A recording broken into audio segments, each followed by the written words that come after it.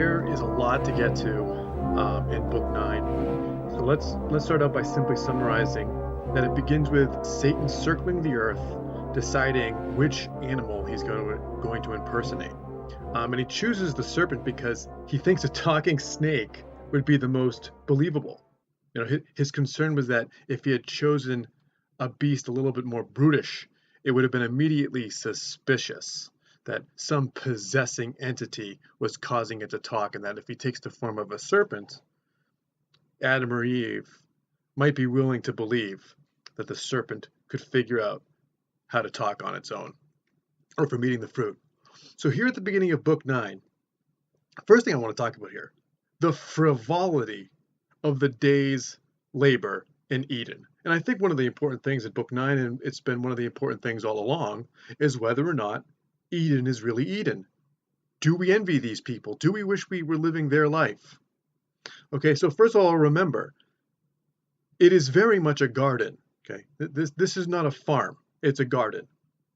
But even in this garden, Eve is apparently not contented with their lack of productivity on a daily basis. So it starts out with her proposing that they work alone. They work separately. And she reasons that they don't get enough done because they're always distracting each other with looks and smiles and casual discourse. So Eve wants to be more productive. But why, we might ask? It's not like they do anything vital. I mean, listen to the language here. Dress this garden, she says. That's the part of their activity, is to dress the garden. And she doesn't mention crops. She mentions flowers. Why don't you direct that winding ivy over there, she says to Adam, while I go deal with these roses and the myrtle. Right? So it's not like she's nervous. How are I going to make it through the winter, dear? No. She's not. It's not like they have to be concerned with putting food in their mouth. And we might ask, how is this fulfilling? Even with the humble advice Raphael had given them, and we just talked about this with the last podcast, Raphael had told them, the prime wisdom is to stick to what is useful, to work, to concern yourself with everyday life. Stick to what's useful. That's the prime wisdom. But don't we have the right to wonder if that even sticking to that Eden is unfulfilling? So you're telling me to concern myself with my day labor. My day labor is what? Trimming roses? Trimming the verdure? That's what I do. I direct the ivy. They don't get to do anything productive towards putting food in their mouth. How can that possibly be fulfilling to them? They dine on fruit. Adam doesn't get to hunt. They don't eat any earth-grown carbohydrates. They don't grow cereal. The book of Genesis 2:15 says, then the Lord God took the man and put him in the Garden of Eden that he might dress it and keep it. So Milton's not making this up. This is how it was. This is how it was in Genesis, that they're tasked with dressing this garden. They're primping and pruning. And there is a note, this is interesting, in the Geneva Bible that reads, God would not have man idle, though as yet there was no need to labor. That's great. So it's just all busy work in Eden. That's nice. So Eve's proposal that they work alone, right, still stands. Okay, so she's saying, let's work alone. Let us recall that the last time we heard from Eve, she had a dream in which she ate the forbidden fruit and flew over the world like a witch. She had a witching moment, a witching hour moment with Satan. I didn't call it that in the podcast pertaining to it, but that's what it feels like. It doesn't feel like she had a dream about witchcraft. She had a witchcraft fantasy where she's flying around. And after relating the dream to Adam, she had started to cry. And that raises the questions. Is Eden really Eden? And we're going to get to that big time in book 9. So after this dream, Raphael shows up. When Raphael had shown up, this is back in book 5, Adam had told her to prepare this meal, which she did. And then a conversation between Raphael and Adam began. And that conversation lasted between books 5 and 8. And we might have noticed throughout that time that Eve had no questions for Raphael, and she never said a word. Only now, in book 9, do we learn from her own words that she wasn't even sitting at the table with them. In line 277, she reveals that she had stood behind a shady nook, listening to them. She wasn't invited to the table? We didn't know that. I think it's an interesting choice for Milton. Maybe he had forgotten to mention it, or maybe we weren't supposed to assume that Eve was there in the first place. But I think it's an interesting choice by Milton to have her tell us this, and to not have the narration tell us this. And I kind of like that Milton did it that way. That's a choice from the narrator when to reveal something and who should reveal it. So even while this book doesn't have a lot of opportunities for Milton to show his true storytelling ability, but I think this is one of the moments where he shows that he can be an interesting storyteller. So Eve, we find out from her, she wasn't invited to this conversation. This conversation that should have concerned her, this conversation carried a lot of great weight. She doesn't get to know. There's only 2 human beings in the whole world. She's 50% of the population of the earth, and she doesn't get to know the same thing as the only other person there. What must have been going through her head as she's eavesdropping? And it's not like Raphael's talking to him about sports. He's not talking to him about football in there. They're not sitting there drinking beers, watching TV. He's talking to them about the existence of good and evil, the arguments that the devil made in overthrowing heaven and trying to overthrow heaven, how the earth was made, the creation of the earth, whether or not they should speculate about the cosmos. I mean, it's a metaphysical existence of man, meaning of life conversation, and she doesn't get to be there for it. What must have been going on in her head? Should we then not be surprised that the next morning she wakes up and says, "You know what? I think I'd like to work alone today, if you don't mind, since I'm so important around here. I think I'm going to work alone today." And when she asks to work alone, and she gives her, as we had just talked about, at the beginning of this podcast, she gives her rationale for wanting to work alone. Her rationale is that she wants them to be more productive. And Adam praises this. Line 232. This is going to be a fun line for feminists. Heads up. Line 232. For nothing lovelier can be found in woman than to study household good. There you go. That's fun. So he's praising her for having a suggestion about their productivity. But then he continues to say that they should work together.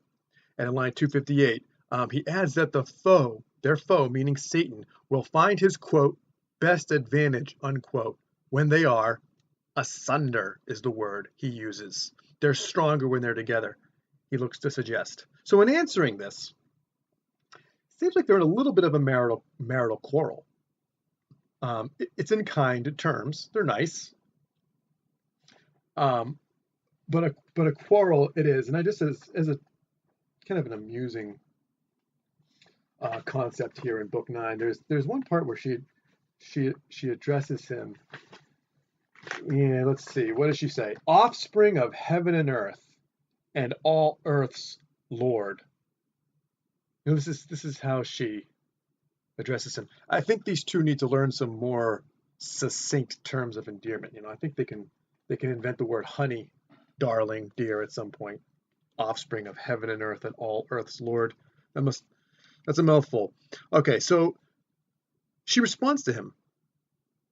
And this is I had already told you that she indicates that she had overheard their conversation, the conversation between Adam and Raphael, but it is in responding to Adam that she tells him about this, that she overheard everything, and she thinks that Satan's real weapon in disturbing Eden, is their fear of him, and she's implying, I think, that it is no paradise if they live in fear. Now, remember that back in book 7, Adam had to repeal doubts in his heart. After hearing the story about the war in heaven, he had real fears. But we didn't have to worry back then because he repealed them. So fear is starting to work on them. She's right. Line 285, Eve says, his fraud is then thy fear, which plain infers thy equal fear, that my firm faith and love can by his fraud be shaken and seduced. She takes this as an offense, That's part of the narrative. Milton seems to suggest that she's a little bit offended. Adam doesn't trust her. And so she's saying it's not just fear that they will fall. Satan is also playing upon Adam's inability to trust her as part of the weapon. His fraud is then thy fear. She doesn't say our fear. She's channeling this right at Adam. His fraud is then your fear, husband. And I can plain infer your fear, that I can be shaken and seduced. You don't trust me, and that's part of his plan, which is an interesting thing if we think about it. We had come to talk about the fact that what is the tree of knowledge of good and evil if they've already been directly informed about good and evil? What is the real consequence of eating from this tree? Milton continues to kind of suggest maybe there are none. Maybe there are no consequences for eating from this tree. That's not really what he's saying, but he keeps showing us situations in which the aftermath happens before. And here's what I mean. They're supposed to become ashamed after they eat from the fruit. But also one of the punishments for eating the fruit is that enmity will be between man and woman. But here she seems to be saying that has already begun to be placed. That's part of Satan's weapon against them, is to plant this enmity between them, that his real weapon is their distrust. You don't trust me. That's how Satan's assaulting us, which is a funny thing if you think about it, for her to say that. She's placing the blame on Satan, but Satan hasn't revealed himself to them. He has not. Raphael has told them about Satan. Satan himself is not acting upon their minds. Raphael's story is what is acting upon their minds. So it is a logical inference to state that Raphael has already managed to place enmity between them, and they haven't fallen yet. So it's important to stress that in these lines, because Eve, even wanting to work alone, the other thing to talk about here is the fact that she seems to be placing more trust in the design of Eden than Adam is. And Adam's response to her seems to show us that he's actually projecting. He is scared, and he's projecting his own fear onto her. It's not that he finally reveals. It's not that he doesn't trust her. He's actually nervous to be himself, to be alone. He's nervous for himself, which he admits. Line 307. Well, he's getting to the point where he admits this. Line 307. Subtle he needs must be, who could seduce angels. That's Satan is the he in that sentence. Satan must be subtle if he could seduce angels. The story rattled Adam. The story rattled Adam. And why wouldn't it? Think about this. They've just been told by Raphael that Satan convinced a third of heaven to revolt, and that their main purpose in life, that is Adam and Eve's purpose in life, is to accept their own ignorance, to be happy in their ignorance and spend their days picking roses. And, by the way, an immortal fallen angel who is privy to knowledge you're not privy to, who has done battle with God himself, has traveled across the galaxy for the sole purpose of corrupting your ignorant asses. That's nice. So I would say Adam is understandably nervous. And he admits, and I think this is a little touching, he admits that he wants her there because he feels stronger with her there. Line 309.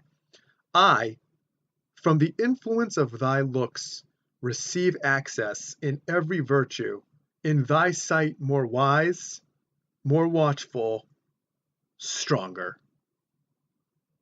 He's stronger with her there, he says. He's kind of admitting this. You're right, I am scared, and I want you here with me. I feel better about it. I feel like I'm a stronger man with you here. And I think that's a little touching, and I think it's a good place here to make a note on Milton's misogyny. Milton is working within the book of Genesis. Eve must be the one to sin first, because that's how it happened in Genesis. So to add a detail such as this, that Adam isn't so sure he would be able to resist Satan either, this is an addition to the story that's not in Genesis, that tends to mitigate Eve's sole culpability. So if you want to charge Milton with misogyny, that's a fact, that's a rock in your stream, so to speak. You have to contend with that contradictory bit of evidence. It's hard. There's an argument on both sides. I think ultimately, yes, Milton is a little misogynistic, but there are barriers to making that argument. So Eve's response is pretty loaded. This response is as close to a direct questioning of the divine plan that I think we might get really in the whole poem, maybe, but it's up there. How are we happy, still in fear of harm? She asks, line 326. How are we happy if we're living in fear of harm? And she seems to suggest they will gain double honor. Those are her words, double honor. That's in line 332, if they manage to resist Satan alone. And for this part of the conversation, I think it is important to remember the conversation with Raphael yet again. God requires our voluntary service, and our obedience must be tried by destiny. Back on line 532 in Book 5.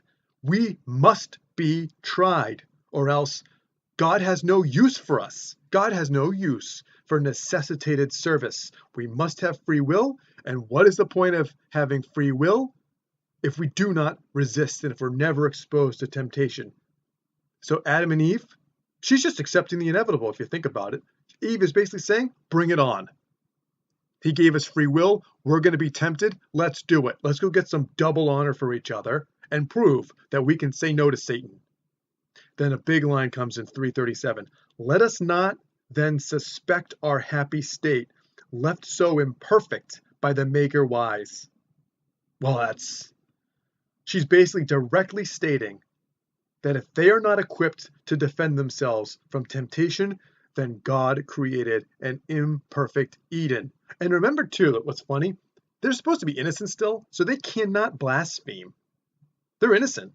This is an innocent conjecture. They are innocently questioning the divine plan. They're just thinking out loud. They're two innocents. They haven't sinned yet. They're not capable of evil thoughts yet.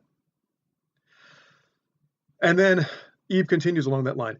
Frail is our happiness, if this be so, and Eden were no Eden, thus exposed. There we go. It's stated blatantly. Everything we've been talking about all along. Is this really Eden? Eve says, Eden itself. It's not just us who are going to be put to the test. Let's be serious about this. Eden itself is going to be put to the test. And you know what? If we fall, this wasn't Eden, is what she's basically saying. Adam's response to her goes against everything Raphael had warned him about. Raphael had told them that God means for them to be tried, as we had just discussed, to prove their service. That they have to prove that their service is not necessitated. That's why God gave them free will. We had just discussed this. The temptation is going to come.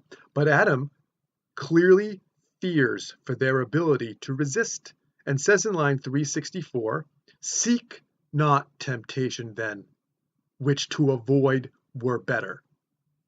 He's worried about it. And he wants them to work together because he wants to avoid their test. And he's making the stumbling argument of a coward. And he contradicts himself. See, just then, seek not temptation, which to avoid were better. But he had said back on line 303, on us both at once the enemy, though bold, will hardly dare. Okay, so back on line 303, his argument was that, let's stay together. He won't bother us if we're together. That's what he's saying back on 303. But now, well, he oscillates like a coward. And now he admits, trial will come unsought on line 366. Trial will come unsought. So he's basically admitting that before, when he was making the argument that working together will stave off Satan and will prevent their trial? Well, now he's admitting that was just the fear talking. Eve has his number. Eve has his number. He's scared. He's hoping evil will not show up. So in a sense, I think we can interpret this to mean that Adam would have fallen too. We're entitled to that interpretation. And I think you look at this and you see Satan is already in his head. He really is. But Adam ultimately agrees to let her work alone. He cannot force her against her will. She would be all the more absent if she were present against her will. Something like that is said in line 372. So the last thing she says tells us a little bit about what went through her mind when she was listening to Raphael's story about the war in heaven. So this is line 382. "The willinger I go," she says, "not much expect a foe so proud will first the weaker seek." And that's the end of that quote. The subtext of that line is, I would expect more from Satan than to target the weaker of the two of us. She thinks that's sort of suggesting there's a little bit of admiration for this Satan who stood up to God himself to promote equality. There's a little bit of admiration here. She would expect more from the Satan of that story. So you know what? We're going to have to do this in 2 separate podcasts. So off Eve goes. She's going to work alone. And the serpent is going to find her.